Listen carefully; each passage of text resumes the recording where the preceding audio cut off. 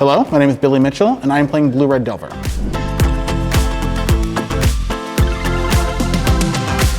The main game plan with my deck is to play small creatures, namely Ragavan, Nimble Pilferer, Dragon Rage Channeler, and sometimes at this point we still play Delver Secrets.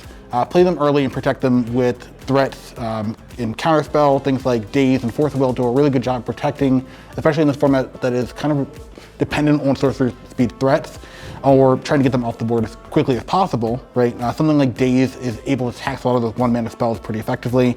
And you still have removal in the form of Gut Shot and Lightning Bolt in order to clear the way. You also are able to recoup a lot of cards really well with Expressive Iteration, which is obviously a huge card coming out of Strixhaven. It's a big 2-for-1 for 2 mana and refills your hand so you can keep playing threats into the mid and late game. The spiciest part of my deck, I would probably have to say, is the 2 copies of Gutshot in the main deck.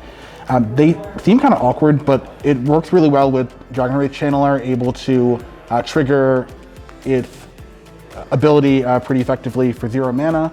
And also, because turn 1 is such a critical turn, you can play a land, pay 2 life, and that way you can play around things like Daze really effectively.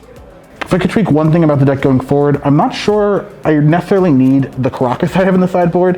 It is definitely effective in dealing with things like Ragavan, but I think in this metagame, I have enough things already interacting between the Lightning Bolts and the Gut Shots. I don't necessarily need to deal with it in that way. A second basic island, or maybe the second Steam Vents, would allow me to be less dependent on my other sources of mana and have to, this Karakas, which doesn't tap for anything that I care about, will lead to less issues with my mana going forward.